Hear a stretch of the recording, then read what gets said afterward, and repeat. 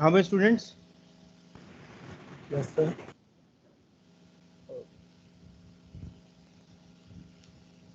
तो अभी हम डिस्कस कर रहे थे P of rain given weight, इसकी प्रोबेबिलिटी क्या होगी, बेजियन इन्फेरेंस इसको किस तरीके से देख रहा है, और इसमें फिर न्यूमरेटर किस तरीके से काम कर रहा है, डिनोमिनेटर किस तरीके से काम कर रहा है। तो इससे हमें पता चला कि भाई बेजियंस जो भी है वो अनसर्टेन होता है about what is true, like the value of KPI और कोई regression coefficient etcetera etcetera. It uses only data as evidence that certain facts are more likely than the other. सिर्फ डेटा को एविडेंस की तरह लेता है, उसके हिसाब से काम करता है।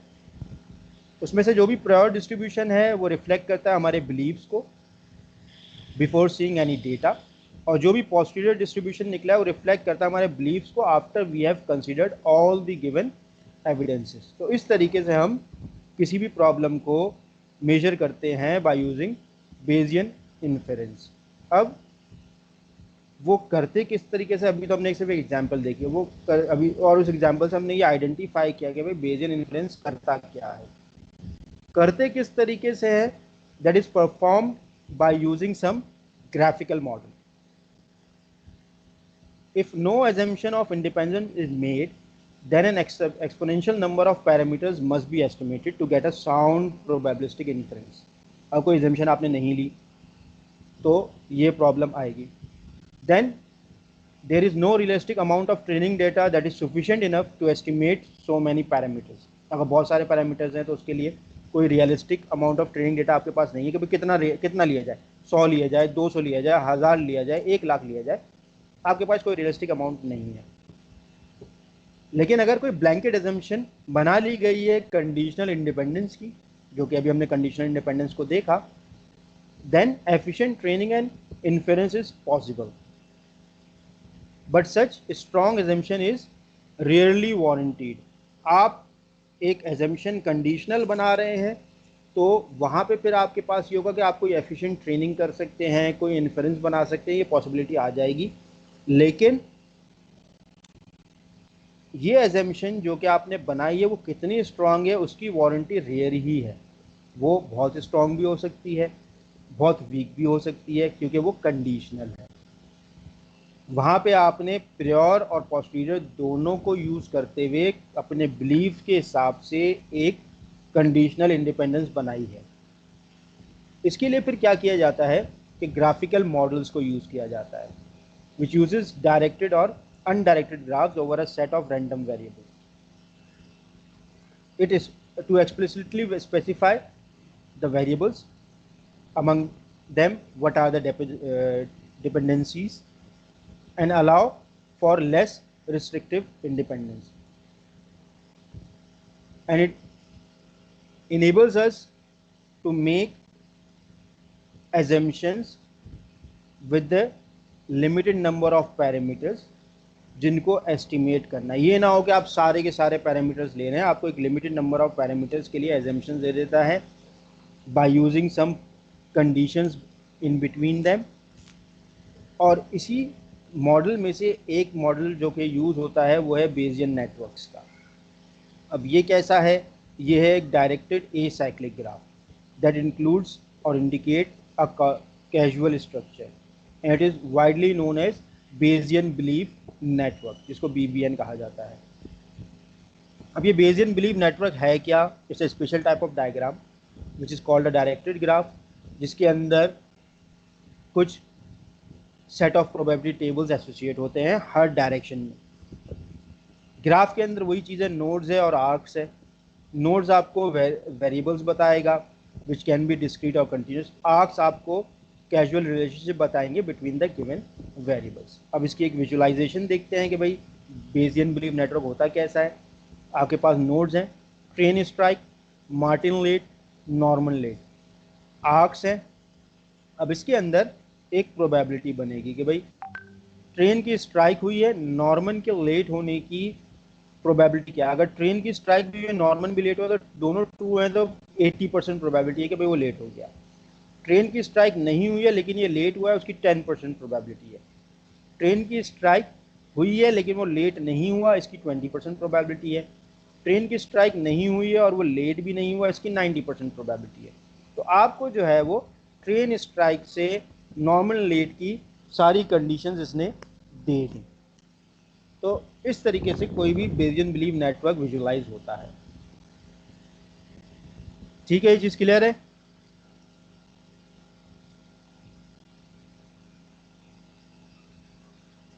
हाँ भाई students. Yes sir. Yes, sir. Yes sir.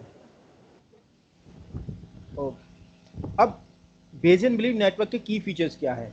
It enables us to model and reason about uncertainty. सबसे बेहतरीन चीज क्या? अनसर्टेनिटी। दूसरी चीज क्या है? It accommodates both subjective probability and probability that is based on the objective data.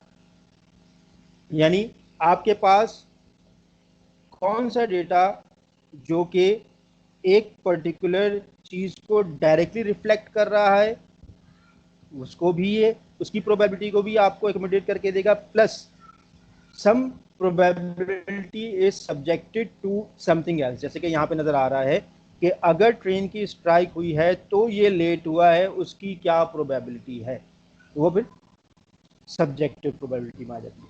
तो वो चीज़ भी एकोमोडेट कर देता है।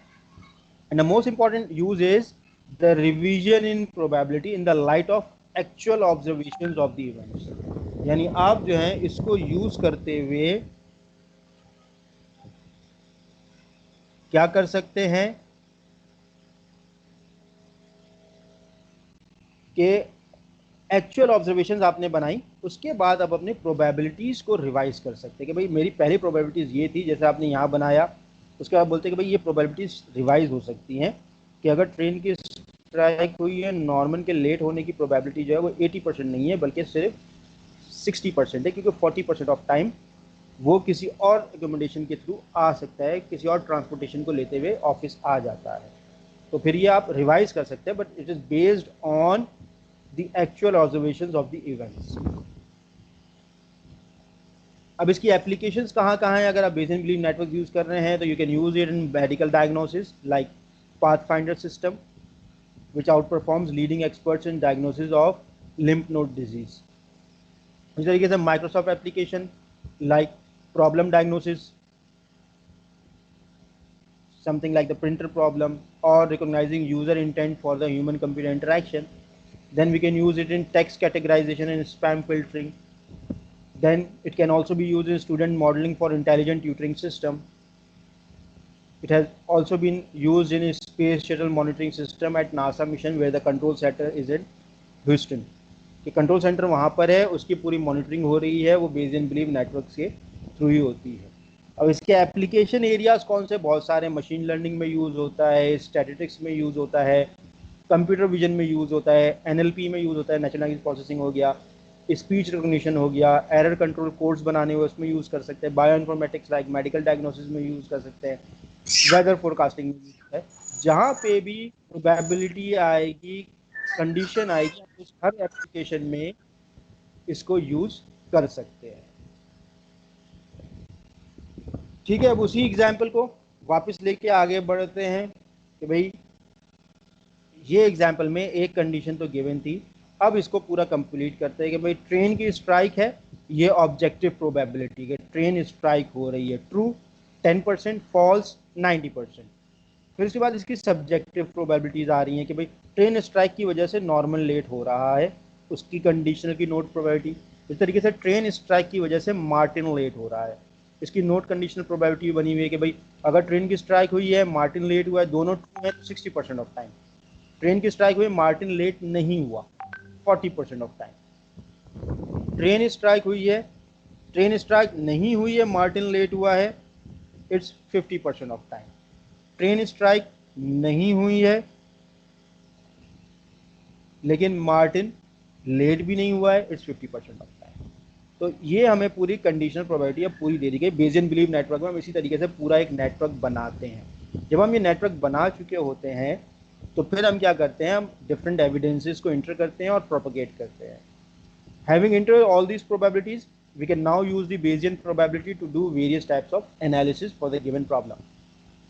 For example, हमने ये कैलकुलेट करना है जो एक अनकंडीशनल प्रोबेबिलिटी बनेगी कि भाई that Norman is late, Norman के लेट होने के लिए, नॉर्मन लेट हुआ है, अब उसकी हम एक अनकंडीशनल प्रोबेबिलिटी कैलकुलेट करेंगे। वो कैसे होगा?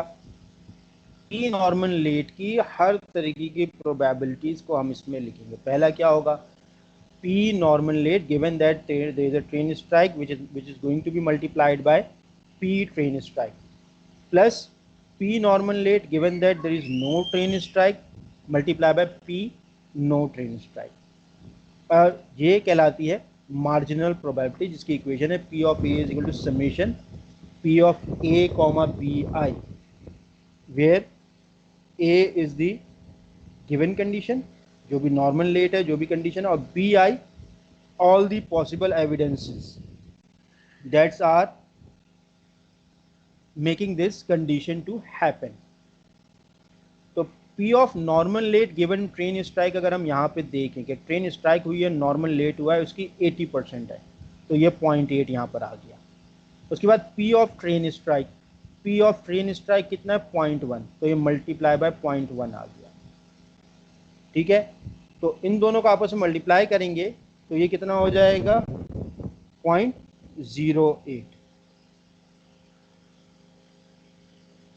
ऐसे ही होगा ना, 0.8 multiply by 0.1 is going to give us 0.08। अच्छा, बीच में मल्टीप्लाई का साइन गलत है, ये प्लस का साइन है, अपने पास आप लोग इसको प्लस कर लीजिएगा कि ये बीच में मल्टीप्लाई का साइन नहीं बल्कि प्लस का साइन है। नेक्स्ट क्या है? P of Norman late given no train strike. अब अगर ट्रेन की स्ट्राइक नहीं हुई और नॉर्मल लेट हुआ है तो उसकी क्या प्रोबेबिलिटी है? 0.1, तो ये 0.1 आ गया। फिर P of no train strike, no train strike की 90% तो 0.9 आ गया।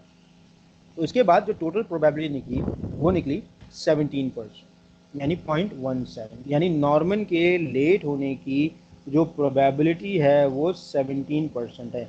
We can now conclude that there is a 17% chance that Norman will be late। Clear हो गया? सर एक सवाल है मेरा। हाँ पूछो। सर जो आपने फॉर्मूला जनरेट किया है ये तो आगे मैं समझ किस तरह हो, लेकिन सर ये फॉर्मूला जो जनरेट किया है ये कैसे किया आपने? मतलब ये जो वाला, फॉर्मूला की सिंटेक्स बनाई। जी सर, ये सर। जी सर। ये वाला अभी आपको दिखाया था इस स्लाइड में। एक मिनट आता हूँ पीछे वापस, इस स्लाइड में P ऑफ वेट, इसके लिए क्या किया था? P of rain, P of wet given rain plus P of no rain, P of wet given no rain, यानी ऑल पॉसिबल एजम्पशंस। इस P ऑफ वेट को जैसे एक्सटेंड किया हुआ यहाँ पे। अब यही चीज यहाँ पर बनाई हुई है।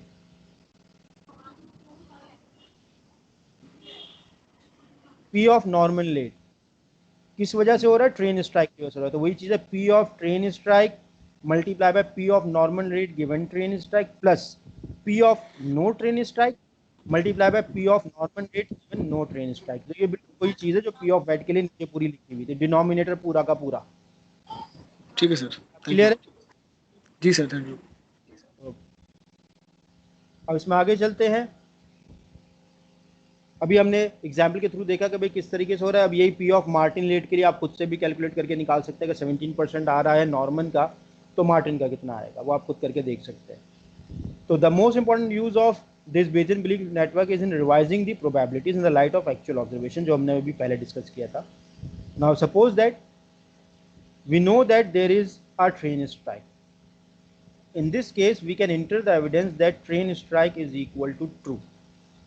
तो कंडीशन प्रोबेबिलिटी टेबल से ऑलरेडी हमें पता सकती है कि भाई नॉर्मन के लेट होने की 80% है, मार्टिन के लेट होने की 60% है, जो कि हम टेबल में देख चुके हैं। लेकिन अगर ऐसा हो कि भाई हमें ये मालूम नहीं है कि भाई ट्रेन स्ट्राइक हुई है, लेकिन हमें ये पता है कि भाई नॉर्मल लेट हुआ है, तो हम एविडेंस कौन सा डालेंगे? Norman late is equal to true. और इसी को यूज करते हुए हम ऑब्जर्वेशन अपनी बनाएंगे कि the revise probability that there is a train strike and the revise probability that Martin will be late, यानी नॉर्मन लेट हुआ है, उसको यूज करते हुए हम अपने इस पूरे नेटवर्क को रीडिफाइन कर सकते हैं और उससे फिर हम कंक्लूजन निकाल सकते हैं कि भाई कि ट्रेन स्ट्राइक है या नहीं, और अगर ट्रेन स्ट्राइक है तो रिवाइज प्रोबेबिलिटी क्या होगी कि भाई मार्टिन विल बी लेट। ठीक है, तो जो सबसे इंपॉर्टेंट कॉन्सेप्ट है वो यही है कि भाई we can revise our posterior probabilities evidence को देखते हुए। जैसे पहले हमने देखा कि भाई ट्रेन स्ट्राइक ट्रू है, तो टेबल में ऑलरेडी ये गिवन था कि भाई ट्रेन स्ट्राइक अगर ट्रू है तो ये 0.8% है और ये 0.6%। लेकिन उसकी जगह अगर मैं इसी ग्राफ में मार्टिन लेट ऊपर कर दूं या नॉर्मन लेट ऊपर कर दूं, उससे फिर क्या निकलेगा, उससे निकलेगा ट्रेन स्ट्राइक, और उससे फिर आएगा मार्टिन लेट अगर नॉर्मन लेट ऊपर रखा हुआ है, और अगर मार्टिन लेट ऊपर रखा हुआ है तो बीच में ट्रेन स्ट्राइक आएगा और उससे फिर नॉर्मल लेट आएगा। तो ये चीज़ हम अपने रीडिफाइन कर सकते हैं based on the given conditions. Clear है? Yes sir. यस तो हम सर। प्रोबेबिलिटीज को रिवाइज कर सकते हैं। ओके,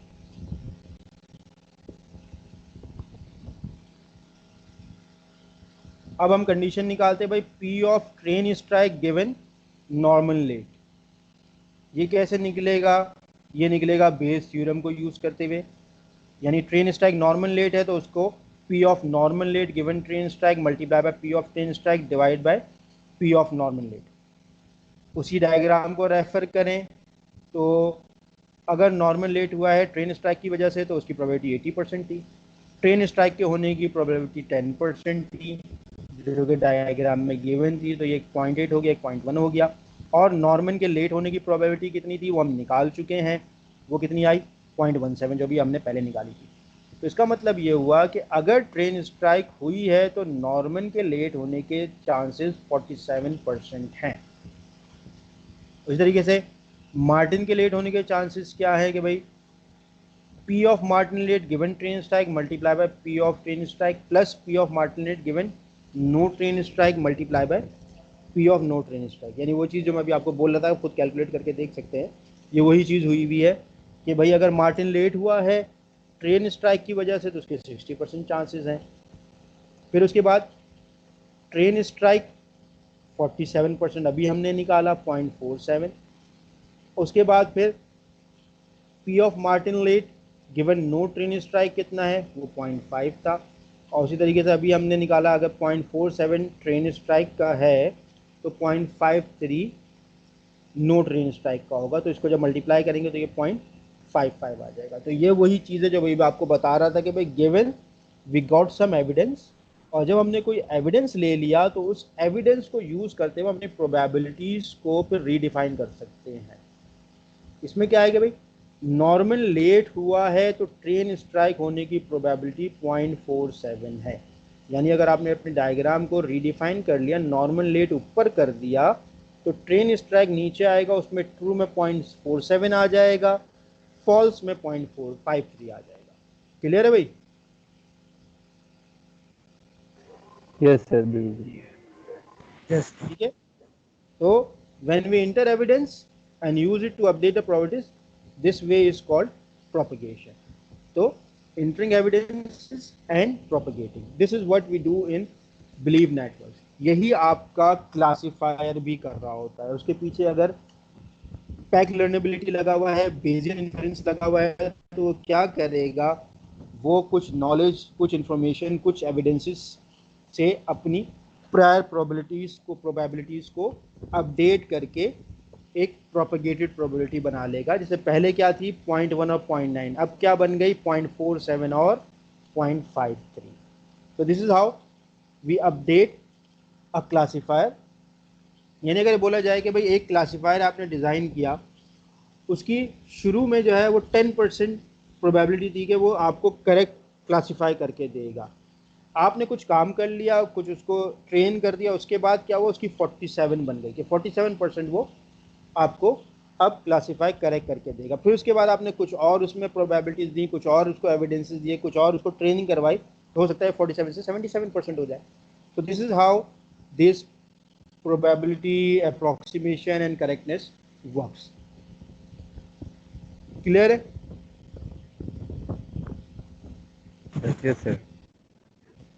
ओके, अब एक और एग्जाम्पल देख लेते हैं, एक फाइनल एग्जाम्पल कि ये इस एग्जाम्पल की बेसिक थ्योरी है कि भाई you have a new burglar alarm installed at home, आपने घर में एक अलार्म लगाया है. It is fairly reliable at detecting burglary but only sometimes respond to minor earthquakes. यानी आपने घर में एक अलार्म लगाया हुआ है कि भाई अगर कोई भी अननोन या फिर कोई भी चोर वगैरह इस तरह की कोई भी घर में घुसे तो एक अलार्म जनरेट करते हैं. बहुत रिलायबल है, लेकिन it will respond to some minor earthquakes. Now you have two neighbours Ali and Wally who promised to call you at work when they hear the alarm. यानी उन्होंने जब भी अलार्म को सुना वो आपको कॉल करते. Ali always calls when he hears the alarm but sometimes confuses the telephone ringing with the alarm and calls you too. यानी वो आपको जब भी अलार्म सुनता है कॉल करता है, लेकिन कभी कभी वो टेलीफोन के रिंग से भी कंफ्यूज हो जाता है और उसको अलार्म समझ के आपको उस वक्त भी कॉल कर देता है. Very like loud music and sometimes misses the alarm. Loud music सुनता रहता है तो इसलिए अलार्म को मिस कर देता है. Given the evidences of who has or has not called, we would like to estimate the probability of burglary. इसकी प्रोबेबिलिटी हमने एस्टिमेट करनी है. तो ये एग्जाम्पल आपको गिवन है. अब इससे आप बिलीफ नेटवर्क बनाएंगे. तो बिलीफ नेटवर्क इसका कुछ इस तरीके से बनेगा जिसमें ये प्रोबेबिलिटीज गिवन होंगी.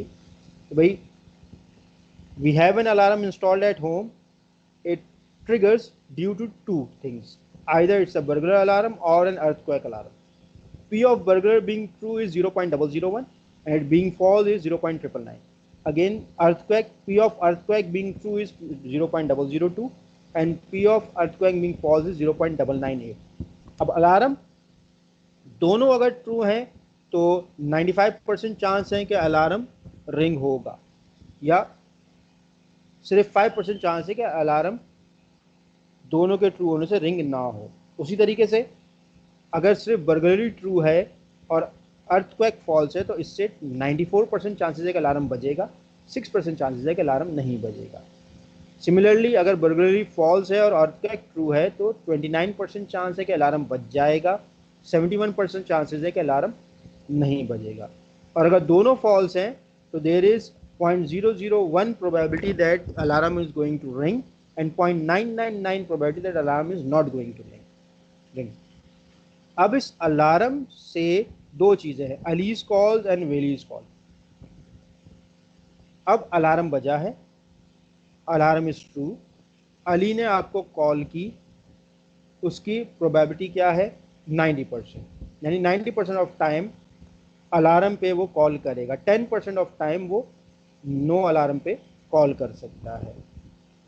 और अलार्म अगर नहीं बजा है तो 5% ऑफ चांस है कि वो कॉल कर देगा, 95% ऑफ चांस है कि वो कॉल नहीं करेगा.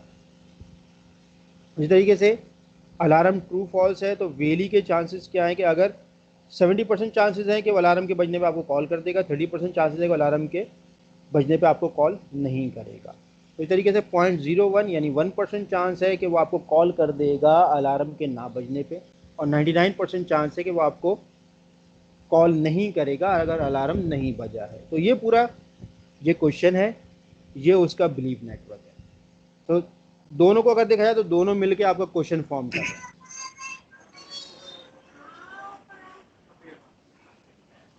हाँ भाई, कोई क्वेश्चन पूछना चाह रहा है?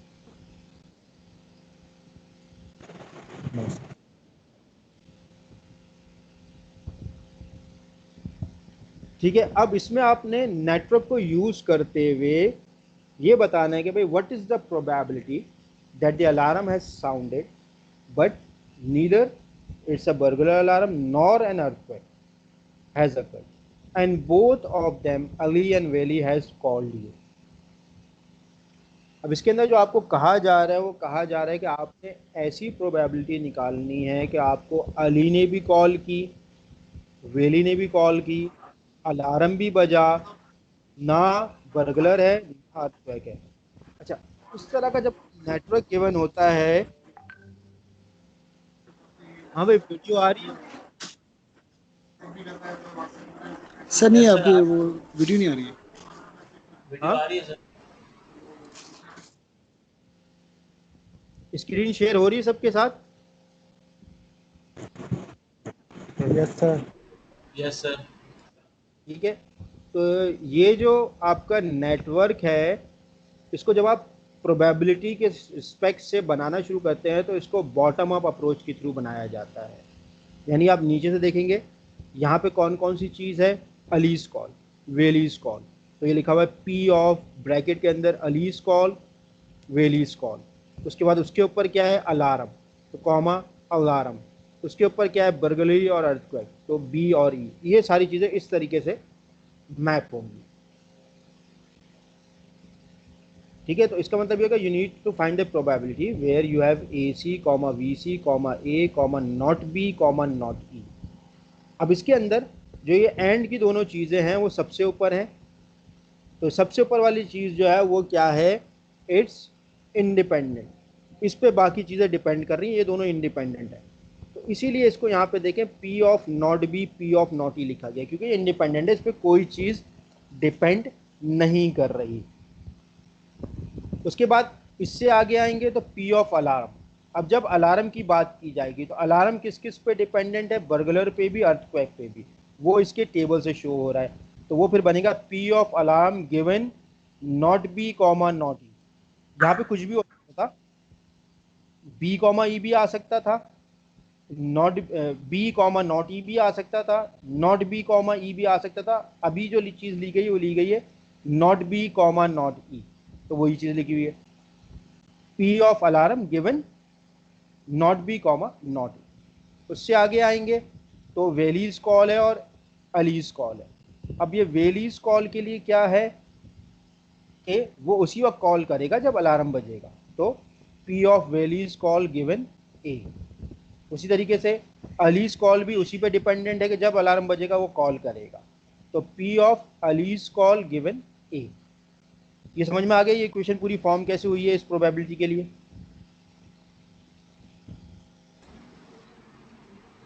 सर यस मेरा एक सर। सवाल है सर। हाँ, तो सर ये जो आपने लास्ट स्लाइड जो पढ़ी है बिलीफ नेटवर्क की, जो यहाँ पे जो वैल्यूज गिवन है, तो सर ये हमने अज्यूम की या ये कैलकुलेट करनी होंगी, ये मुझे समझ नहीं आ रही बात। ये गिवन होगा, क्वेश्चन में गिवन गिवन होगी, होगा। तो ठीक है, ठीक है सर। ठीक है, या तो इस तरीके से क्वेश्चन में पूरा टेबल बना के गिवन होगा, बिलीव नेटवर्क बना के गिवन होगा, या फिर इसी तरह वर्डिंग्स में सारी चीज़ें गिवन होंगी। आपने उससे फिर ये नेटवर्क बनाना है और फिर नेटवर्क से ये काम करना है। ठीक है, ठीक है सर, ठीक है सर। अब इसके अंदर ये इक्वेशन हमने फॉर्म कर ली। अब इसमें पी ऑफ अली स्कॉल गिवन है, देखो भाई अली स्कॉल गिवन है कितना है, 0.9, 0.9 आ गया। पी ऑफ वैली स्कॉल गिवन है, पी ऑफ वैली स्कॉल गिवन है कितना है, 0.7, 0.7 आ गया। P of alarm given not B not ही कितना है भाई, दोनों चीज़ फॉल्स हो तो अलार्म की कितनी चांसेस है, 0.001, 0.001 आ गया। उसके बाद पी ऑफ नॉट बी और पी ऑफ नॉट ई कितने हैं, पी ऑफ नॉट बी है 0.999, पी ऑफ नॉट ई है 0.998, तो ये आ गया 0.999 और ये 0.998। अब इन सबको आपस में मल्टीप्लाई करो तो आपके पास आ गया 0.00062। इसके अंदर capital letters represent variables having the value true and this not sign represent the negation, not B not E. तो इसका मतलब क्या हुआ, जो ये वैल्यू आ गई कि आपके पास 0.062% चांस हैं कि भाई अलार्म बज गया है, जो कि ना बर्गलर की वजह से था और ना अर्थक्वेक की वजह से था, और आपको दोनों अली और वेली ने कॉल किया। ये एक बहुत ही रेयर कंडीशन है ना, अगर सवाल को देखो आप, एक बहुत ही रेयर कंडीशन के बारे में पूछा जा रहा है कि भाई अलार्म बजा है लेकिन ना वो बर्गलर था ना वो अर्थक्वेक का था, लेकिन अलार्म बज गया। एक बहुत ही रेयर कंडीशन अकर हो गई। और उस पर और रेयर क्या हुआ कि आपको दोनों अली और वेली दोनों ने कॉल कर दिया। तो इस सवाल से हमें ये पता चला कि इसकी प्रोबेबिलिटी बहुत ज़्यादा कम होगी, और वही चीज़ यहाँ पर आ गई कि इट्स 0.062%। या फिर 0.00062, इसकी वैल्यू बहुत ही छोटी है। इतना चांस है कि भाई आपको इस कंडीशन में ये काम होगा। अब क्लियर हो गया? Yes sir. Yes sir. अब इसी तरीके जी से सर। ये वाला काम बहुत सारे क्वेश्चंस बन सकते हैं। एक क्वेश्चन मैंने ये बना दिया है, ये आपके पास बिलीफ नेटवर्क मौजूद है। असाइनमेंट में आपने ये करना है कि जैसे ये एक क्वेश्चन बना हुआ है, ऐसे ही 5 डिफरेंट क्वेश्चंस हर कोई बनाए। ठीक है, एक एक क्वेश्चन ये बन गया, ऐसे ही 5 डिफरेंट क्वेश्चंस बनाओ कि भाई इसकी प्रोबेबिलिटी क्या होगी। अलार्म बजा है जो कि बर्गलरी की वजह से, और इसमें जो है सिर्फ आपको अली ने कॉल किया, वेली ने कॉल नहीं किया। तो इस तरीके के 5 डिफरेंट क्वेश्चंस आप बनाएंगे और उनकी फिर प्रोबेबिलिटी इस तरीके से निकाल के सबमिट करेंगे। क्लियर है? Yes yes sir. Sir clear. ठीक है, जो ये प्रोबेबिलिटी एक क्वेश्चन बना दिया, you have to make 5 different questions from this believe network other than this and find की इक्वेशन यही बनेगी। सिर्फ उसके अंदर चीज़ें क्या चेंज होंगी कि क्या अलार्म बजा है या नहीं बजा है, नॉट बी और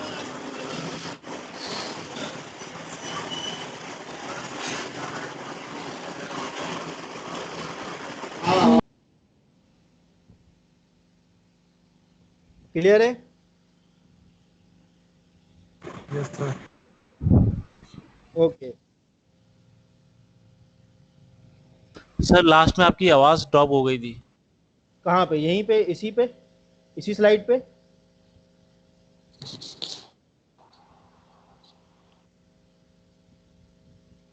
सर कंटेंट चेंज करने हैं इसमें। क्या चेंज करना है?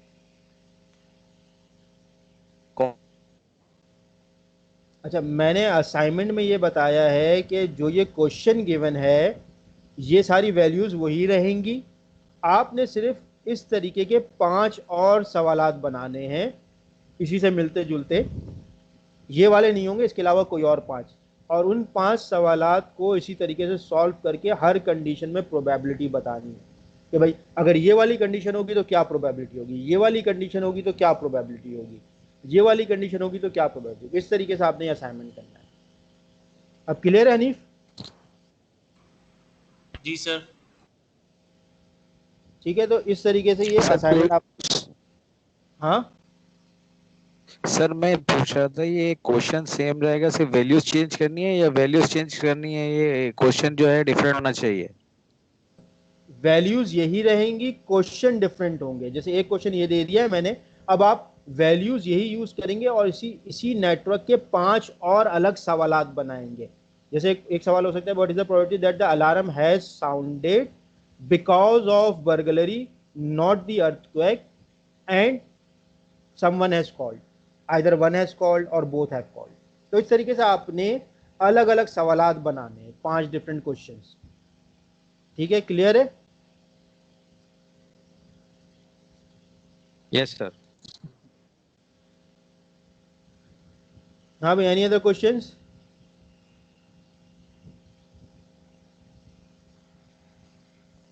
सर पेपर चेक हो गए हैं? नहीं, अभी नहीं हुए।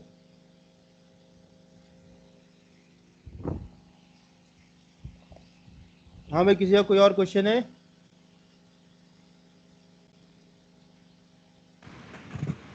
नहीं करना एलएमएस पर एलएमएस पे क्या? सबमिशन जो करनी है असाइनमेंट की, जो असाइनमेंट सबमिट करवाना है। एक हफ्ते बाद की डेडलाइन दूंगा, नेक्स्ट तक की डेडलाइन होगी आपके पास। मतलब वही करना है, एलएमएस पे करना है, लास्ट असाइनमेंट करना है जिस तरह हाँ, हमने पहले किया था। जिस तरह पहले किया था वही सारे एलएमएस पे ही आपको करना है, जैसे पहले मैंने दिया था उसी तरीके से आपने करना है। ठीक है सर, ठीक है। ठीक है भाई, किसी का कोई क्वेश्चन है अभी? No sir. चलो फिर क्लास यहाँ पे एंड करते हैं, फिर नेक्स्ट वीक इंशाल्लाह मुलाकात अल्लाह हाफिज़। होगी। ओके जी, अल्लाह हाफ़िज़।